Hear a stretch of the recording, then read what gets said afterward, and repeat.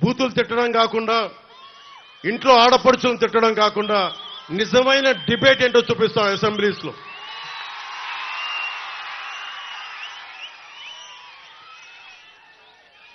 గురు బ్రహ్మ, గురు విష్ణు, గురు దేవో మహేశ్వర అంటాం. అలాంటి టీచర్లని లిక్కర్ షాపులకి సేల్స్ కి పెట్టాడు అతను, సేల్స్ పర్సన్ గా పెట్టాడు. అలాంటి వ్యక్తి టీచర్లని గౌరవించిన వ్యక్తి ఎందుకు గౌరవించలేడు అతను? 10th క్లాస్లోనే శివశివాని స్కూల్లో 10th క్లాస్ పేపర్ లీక్ చేస్తున్న మహానుభావుడు ఈ ముఖ్యమంత్రి.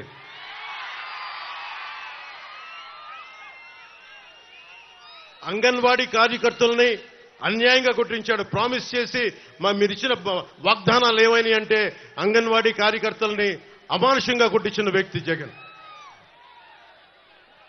అలాగే మొన్న చాలా మంది పోలీస్ ఉద్యోగులు నా దగ్గరకు వచ్చి ఒకటే విన్నపం ఇచ్చారు.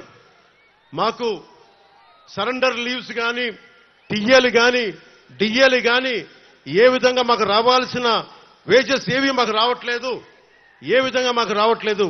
70,000 కుటుంబాలు మేము నలిగిపోతా ఉన్నాం. ఇలాంటి ప్రభుత్వం ఉంది, కనీసం మా సమస్యలు తెలియజేయండి అంటే పోలీసు ఉద్యోగులందరికీ చెప్తా ఉన్నాను, నేను పోలీసు వ్యవస్థను గౌరవించేవాడిని, పోలీసు వ్యవస్థను వాడుకునే వ్యక్తిని కాదు.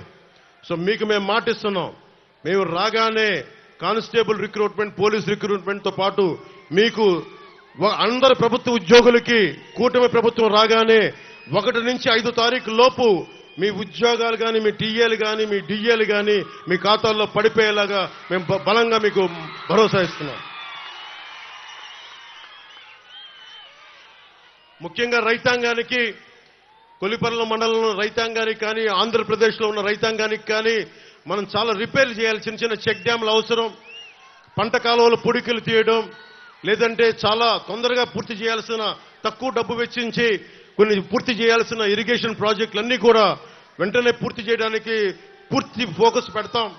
రైతాంగానికి రైతు భరోసా కేంద్రాల్లో తప్పుడు రైతు భరోసా కేంద్రాలు కాకుండా నిజంగా పనిచేసే ఎమ్మెల్యేలు ఎలా ఉంటారో మన తెనాల నుంచే మొదలు పెడతాం. నాదెండ్ల మనోహర్ గారి నాయకత్వంలోనే మొదలు పెడతాం.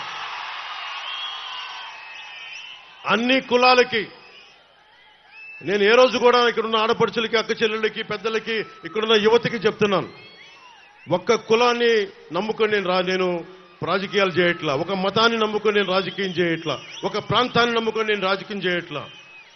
జాషువా చెప్పినట్టుగా విశ్వనరుడు, అన్ని కులాలు, అన్ని మతాలు, అన్ని ప్రాంతాలు సర్వ సమానంగా ఉండాలి. మానవ హక్కుల్ని ప్రతిష్ఠించడానికి, అంబేద్కర్ గారు చెప్పిన ఆశయాల్ని ముందుకు తీసుకెళ్ళడానికి, ఓడిపోయినా కానీ మీకు తెలుసు ఓటమి ఎలా ఉంటుందో. ఒక ఎగ్జామ్ పోతేనే బాధపడతాం. అలాంటిది ఒక ఆశయం కోసం వచ్చిన నాకు 2 చోట్ల ఓడిపోతే బాధ ఎలా ఉంటుందో మీకు తెలుసు. తట్టుకొని ఎందుకు నిలబడ్డానంటే అందరూ పారిపోతారు. ఓటమిని చూడగానే ప్రజల మీద మమకారం పోద్ది, ప్రజలు వెన్నుపోటు పొడిచారంటారు. నేను అలా అనుకోట్లా. మీరు ఉన్నా లేకపోయినా వకీల్ సాబ్ చెప్పినట్టుగా నేను మీ కూలీని.